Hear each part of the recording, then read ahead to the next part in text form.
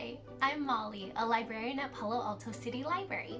Today I'm going to teach you how to make a crystal snowflake like this one with a few easy to find materials. I think you'll be amazed at how easy and fun it is to make. Let's get crafting!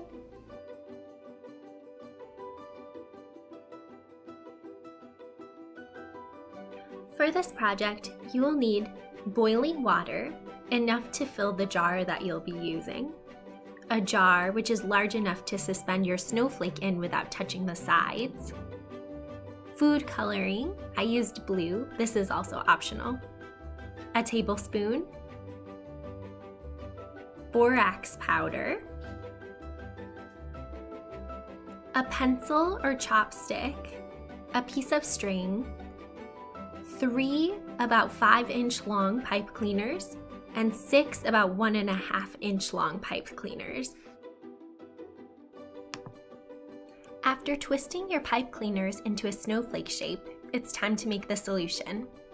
Pour water into the jar. Make sure it's boiling or else the borax won't take.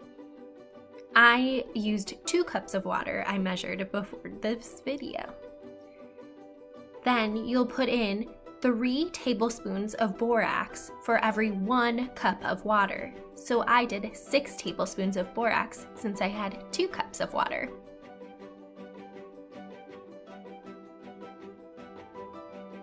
You can give this a little stir if you want, but don't be alarmed that most of the borax will be settled on the bottom.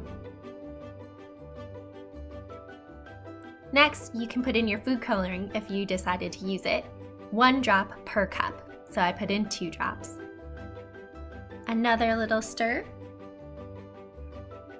And you're ready to suspend your snowflake. Grab your pencil and the string and tie the string around the snowflake. Then you'll tie the string around the pencil so that it suspends in the center of the jar without touching the sides or the bottom. This is important. As the crystals form, you don't want them to be stuck to the side or else your snowflake will be hard to get out of the jar.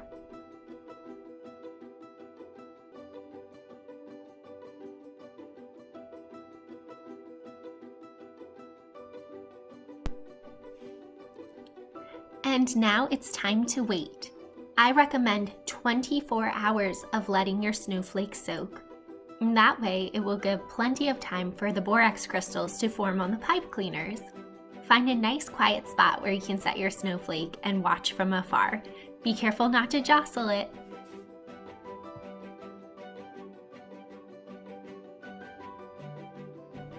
And there you have it, your very own crystal snowflake to hang around your home to get into the winter spirit. Once you're done making these snowflakes, you can use watercolors to paint them. You can also follow the steps in this video to make other shapes that you can then use for ornaments or decorations around your house. Thanks for joining me today, and be sure to subscribe to our YouTube channel so you don't miss any more DIY videos. And also follow us on Instagram and all of the other socials at Palo Alto Library. See you next time!